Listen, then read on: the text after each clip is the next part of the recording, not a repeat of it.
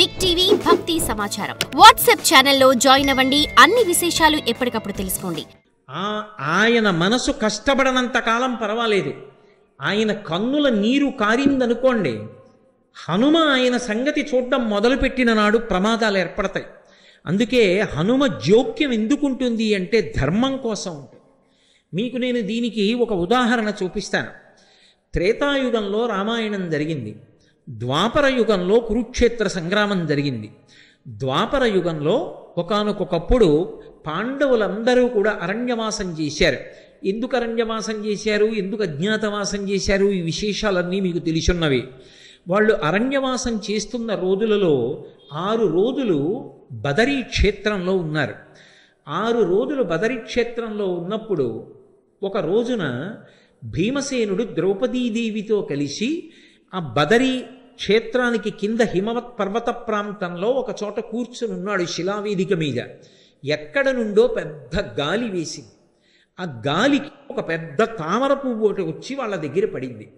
కుతూహలంగా ద్రౌపదీదేవి ఆ తామర పువ్వుని పైకెత్తి చూసింది. అది 1000 రేకుల పద్మం, సహస్రపత్ర కమలం. అందులోంచి విశేషమైన సువాసన వస్తోంది. ఆవిడంది, ఇటువంటి పుష్పాన్ని నేను పూర్వం చూడలేదు. ఎంత అద్భుతంగా ఉంది ఈ పువ్వు, ఎంత సౌకుమార్యంతో ఉంది, ఎంత గొప్ప సువాసనలు గుబాళిస్తోంది. ఇటువంటి పువ్వులు మరికొన్ని పువ్వులుంటే నేను సంతోషిస్తాను. ఇటువంటి పువ్వులు మరికొన్ని నా కొరకు తెచ్చిపెట్టగలరా అని భీమసేనుణ్ణి అడిగింది. ఏదైనా సాధించడం అంటే మహాసంతోషం భీముడికి. ఆయన ఆ 1000 రేకుల తామర ఎటువైపు నుంచి వచ్చి పడిందో, ఆ గాలి ఎటువైపు నుంచి వచ్చిందో దానికి అభిముఖంగా ప్రయాణం మొదలుపెట్టాడు. ఆ హిమవత్ పర్వత శృంగముల మీద ప్రయాణం చేస్తున్నాడు. కనపట్ట జంతువుల్ని తన చేతులతో మర్దిస్తున్నాడు. మంచి చల్లటి నీరు కలిగినటువంటి ఒక సరోవరం కనపడింది. అందులో దిగాడు, స్నానం చేశాడు. కనపడ్డ తీయటి పళ్ళన్నీ తింటున్నాడు. నడిచి వెడుతున్నాడు. ఆ వెడుతున్నప్పుడు కిన్నెరకాంతలు మొదలైనటువంటి వాళ్ళు ప్రచ్ఛన్న రూపాలతో గుహల్లో దాక్కుని భీమసేనుని యొక్క పౌరుష పరాక్రమాల్ని, ఆయన యొక్క అద్భుతమైనటువంటి ఆ శరీరాన్ని చూసి ఆశ్చర్యపోతున్నారు. ఆ స్నానం చేసి బయలుదేరి వెడుతున్నటువంటి భీముడికి ఆ ప్రకృతి, ఆ వాతావరణం పులకింపచేసి లోపల కలిగినటువంటి సంతోషాన్ని పట్టలేక తన శంఖాన్ని తీసి పెద్దగా పూరించి సింహనాదం ఒకటి చేశాడు. చేసేటప్పటికీ అక్కడ ఉన్నటువంటి ప్రాణుల గుండెలు బద్దలైపోయి నెత్తురు కక్కుకున్నాయి. భీమసేనుడి శంఖనాదం, ఆయన సింహనాదం అంటే అలా ఉంటాయి. అదే సమయంలో అక్కడ గంధమాదన పర్వతం ఉంది. ఇప్పటికీ మీరు బదరీ వెడుతుంటే చెప్తారు, ఇదే గంధమాదన పర్వతం అని చెప్తారు. ఇప్పటికీ స్వామి హనుమ ఆ గంధమాదన పర్వతం మీదే ఉంటారు అని చెప్తారు పెద్దలు. పరాశర సంహిత కూడా అదే విషయాన్ని ధృవీకరించింది. మహాభారతం కూడా ఆరణ్యపరమం అదే విషయాన్ని ధృవీకరించింది. నేనైతే ఏమంటానంటే, ఎక్కడ రామనామం ఉంటుందో అక్కడ హనుమ ఉంటారు అని చెప్తాను. కాబట్టి ఆ గంధమాదన పర్వతం మీద విహరిస్తూ వెడుతున్నాడు. ఆ సౌగంధికా పుష్పం, ఆ 1000 రేకుల తామర పువ్వు ఎట్నుంచి వచ్చిందో ఆ చెట్టు వెతుకుతూ వెడుతున్నాడు. వెతుకుతూ ఉండగా అక్కడే పెద్ద కదళీవనం ఉంది. కదళీవనం అంటే అరటి తోట. అరటి తోటల్లో స్వామి హనుమ తిరుగుతూ ఉంటారు. ఆయనకి అది మిక్కిలి ప్రీతిపాత్రమైనటువంటి ప్రదేశం. ఆ అరటి తోటలో స్వామి హనుమని ఉపాసన చేసిన, అరటి తోటలో హనుమ యొక్క మూర్తిని పెట్టి హనుమాన్ చాలీసా చదివిన, హనుమ మీద ఇందాక నేను మీకు ఆ మైరావణుని యొక్క ఉపాఖ్యానం చెప్పానే, అందులో ఆ నీలమేఘుడు అనబడేటటువంటి దుర్దండి కుమారుడు స్తోత్రం చేశాడు హనుమని. ఆ స్తోత్రాన్ని పఠించిన, హనుమకి సంబంధించినటువంటి దండకాన్ని చదివిన, హనుమని అష్టోత్తరంతో కానీ సహస్రంతో కానీ పూజ చేసిన కొన్ని ప్రత్యేకమైనటువంటి పళ్ళు ఉన్నాయి. నేను ఈ 5 రోజుల ఉపన్యాసంలోనూ వాటి గురించి మీతో మనవి చేస్తాను ప్రత్యేకంగా. ఆ పళ్ళు ఆయనకి నివేదన చేసిన, అరటి తోటలో పూజ చేస్తే హనుమ ఏదో ఒక రూపంలో వచ్చి వాటిని స్వీకరిస్తారు అని ప్రతీతి. ప్రతీతి ఏమి, యథార్థమే. ఒకప్పుడు గుంటూరులో శ్రీరామాయణం జరుగుతున్న రోజుల్లో ఒక పెద్ద అరటి తోటను ఒక దాన్ని తీసుకుని ఆ అరటి తోటలో అటువంటి పూజ చేస్తే, ఇప్పుడు నేను ఆ వివరాలు చెప్పడానికి సిద్ధంగా లేను, కానీ అది ఎంత పరమ ప్రామాణికమైనటువంటి సత్యము అన్నది నిరూపణమే. హనుమ అరటి తోటలో పూజ చేస్తే వచ్చి స్వీకరిస్తారు, కదలీవనంలో తిరుగుతారు అని. ఇప్పటికీ మీకు కొన్ని కొన్ని క్షేత్రాలు ఉన్నాయి, కొన్ని కొన్ని ప్రదేశాలు ఉన్నాయి. ఆ ప్రదేశాలకు వెడితే హనుమ స్పర్శ స్పష్టంగా కనపడుతుంది. ఇప్పటికీ వెంకటాచలంలో ఒక ప్రత్యేకమైనటువంటి ప్రదేశం ఉంది. మెట్లు దిగి విడితే పెద్ద మామిడి చెట్లు, అరటి తోపులు కనపడతాయి. దాని మధ్యలో ఉంటుంది హనుమ యొక్క దేవాలయం. అటువంటి కదలీవనంలో ఒక పర్వత గుహలో పడుకుని ఉన్నారు. మళ్ళీ వెనక్కి భారతంలోకి రండి, ఆరణ్య పర్వంలోకి. భీమసేనుడు సౌగంధికా పుష్పాల కోసం వెడుతున్నాడు. పెద్ద సింహనాదం చేశాడు, శంఖనాదం చేశాడు, ప్రాణులన్నీ భీతిల్లేయి. అటువంటి సమయంలో అక్కడే పర్వత గుహలో పడుకుని ఉన్నారు హనుమ. ఆయన వెంటనే ఉలిక్కి పడి లేచారు. ఒక్కసారి ఆ చప్పుడు మళ్ళీ జ్ఞాపకం తెచ్చుకున్నారు. ఓ నా సోదరుడు, నా తమ్ముడు, వాయుపుత్రుడు భీమసేనుడు సౌగంధికా పుష్పాల కోసం వచ్చాడు. వచ్చి చల్లటి నీటిలో స్నానం చేశాడు, సేద తీరాడు, తీయటి పళ్ళు తిన్నాడు. ఆ సంతోషం లోపల అణుచుకోలేక పెద్ద సింహనాదం చేసి శంఖం పూరించాడు. కాబట్టి ఇప్పుడు నేను ఆ భీమసేనుణ్ణి కలుస్తాను అని తిన్నగా వెళ్ళి భీమసేనుడు వెడుతున్నటువంటి దారికి అడ్డుగా ఒక వృద్ధవానర రూపంతో పడుకున్నారు. వెళ్ళిపోతున్నటువంటి భీమసేనుడు చూశారు, అడ్డుగా ఎవరైనా పడుకునుంటే దాటి వెళ్ళకూడదని ధర్మశాస్త్రం.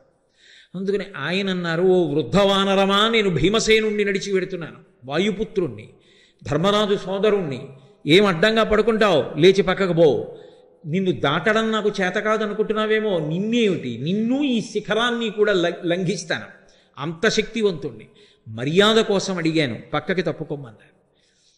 అంటే హనుమ ఏమీ తెలియనటువంటి వారిలే అన్నారు, అబ్బా అబ్బా అబ్బా అబ్బా, చాలా గొప్పవాడవే, నన్ను లంఘిస్తావు, ఎదురుగుండా కనపడుతున్న గిరిని లంఘిస్తామే అన్నారు.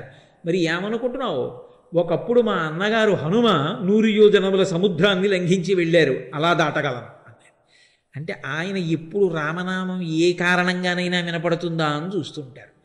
ఏం చెప్పావు, మీ అన్నగారు హనుమ 100 యోజనముల సముద్రం దాటారా, ఎందుకు దాటాడయ్యా అలాగా అన్నారు. అంటే మళ్ళీ రామకథ అంతా చెప్పారు. ఒకసారి దశరథ మహారాజు గారి పెద్ద కొడుకు రామచంద్రమూర్తి, సీతమ్మ, అరణ్యవాసం, రావణాసురుడు, సీతాపహరణం, ఆ సుగ్రీవుడితో స్నేహం చెయ్యడం, దశ దిశలకి ఆ వానరులందరూ వెళ్ళడం, దక్షిణ దిక్కి హనుమ వెళ్ళడం, 100 యోజనముల సముద్రాన్ని దాటి శిశుపావనంలో సీతమ్మ తల్లి యొక్క జాడ కనిపెట్టి వెనక్కి రావడం, సేతుబంధనం, రావణ సంహారం, సీతారాముల యొక్క పట్టాభిషేకం లఘువుగా చెప్పారు. చాలా సంతోషించారు. ఎలాగో అలా రామకథ చెవిని పడింది కదూ, అది ఆయనకి పరమ సంతోషం. అన్నీ విని అన్నారు, అబ్బా మీ అన్నగారు హనుమ అంత బాగా లంఘనం చేశారే, నువ్వు కూడా అలా లంఘనం చేయగలవు, కానీ ఇంత చిన్న పనికి అంత పెద్ద లంఘనం ఎందుకయ్యా, వృద్ధుణ్ణి, వానరుణ్ణి, శరీరమా జర్జరీభూతం అయిపోయింది, రోగముల పొటమరించాయి, నా అంత నేను లేవలేను, అంత ఉద్ధతి ఎందుకు, కాస్త తీసి పక్కన పడుకోబెట్టి వెళ్ళిపోతే అయిపోలా అన్నారు. వెంటనే వృద్ధవానరం, దీన్ని ఎత్తి పక్కన పెట్టడం ఎంత పెద్ద విశేషం అని మహాభారతంలో వర్ణిస్తారు.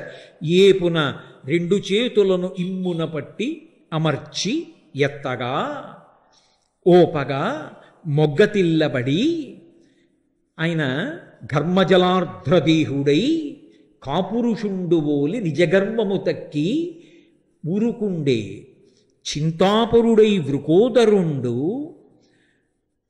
తద్దయు లజ్జ నధోముఖంబుతోన్ అంటాడు. 2 చేతులతోటి ఆ వానరాన్ని ఇలా పట్టుకుని హుప్పని ఎత్తడానికి ప్రయత్నం చేశారు. ఏపున 2 చేతులను ఇమ్మున పట్టిన మర్చి ఎత్తగా, ఇలా పైకి ఎత్తుదామని ఒక్కసారి హుప్పని ఇలా అనేటప్పటికీ ఆ వానరం పైకి లేవడం మాట దేవుడెరుగు, ఓపగా మొగ్గతిల్లబడి ఆయన మీద బోర్లా పడిపోయారు. పడిపోయి ఘర్మజలార్ధ్రదేహుడై ఒళ్ళంతా చెమటలు పట్టేసి తడిసిపోయింది. ఒళ్ళు తడిసిపోయి కాపురుషుండువోలే నిజగర్వము దక్కి ఎణంగియుండే చింతాపరుడై వృకోదరుండు తద్దయులజ్జ నధోముఖంబుతోన్. ఆయన యొక్క గర్వమంతా అణిగిపోయింది భీమసేనుడికి.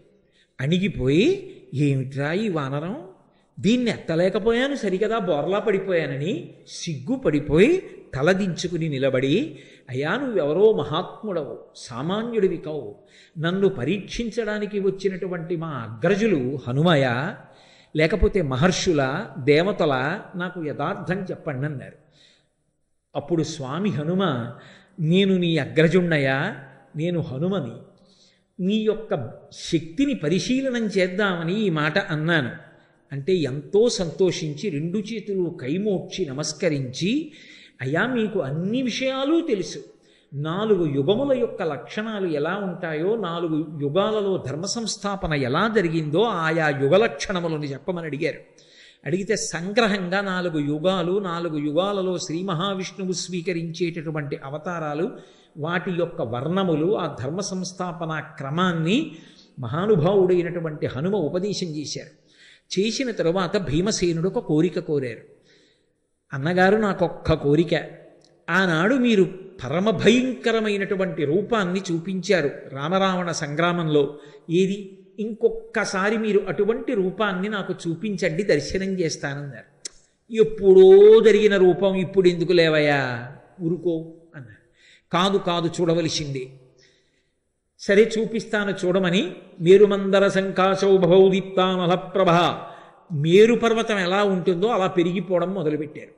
పెరిగిపోతే ఆయన రూపం దశ దిశలు నిండిపోతే ఇంతటి ధైర్యశాలి అయినటువంటి భీముడు గజ గజ వణికిపోయాడు. ఆ రూపాన్ని చూసి వణికిపోయి ఇక చూడలేక 2 చేతులతో కళ్ళు మూసేసుకుని, అలా కళ్ళు మూసుకునే 2 చేతులు ఎత్తి నమస్కారం చేసి, నేను చూడలేకపోతున్నాను ఈ రూపాన్ని, నాకు భయం వేస్తోంది, ఉపసంహారం చేసేయండి అన్నాడు. అంటే ఉపసంహారం చేశారు. ఉపసంహారం చేసి మళ్ళీ వృద్ధవానరం ఎలా ఉంటుందో అలా కనపడి, ఇది నువ్వు చూపించమన్నావని చూపించినటువంటి రూపం, శత్రువీరులు ఎదురు నిలబడినప్పుడు దీనికి 2 పెరుగుతుంది నా శరీరం.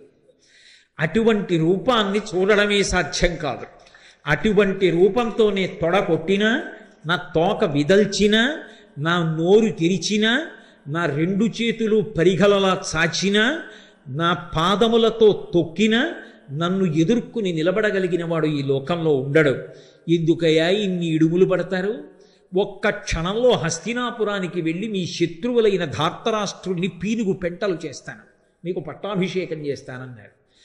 మేము పౌరుష పరాక్రమాలు ఉన్నవాళ్ళమే, మీ అండదండలుండగా మాకేమి లోటు స్వామి హనుమ, మీరు మాకు అన్నగారు కాబట్టి మీ ఆశీర్వచనం చాలు, మేము మా పరాక్రమంతో శత్రువుల్ని సంహరించి రాజ్యాన్ని చేపడతాం, మీ ఆశీర్వచనం మాకుంచండి అన్నారు. చాలా సంతోషించారు. మీ పౌరుష పరాక్రమాలు ఏమిటో చూడాలని నాకు కోరికగా ఉంది మీరు శత్రువుల్ని సంహరిస్తున్నటువంటి వేళలో.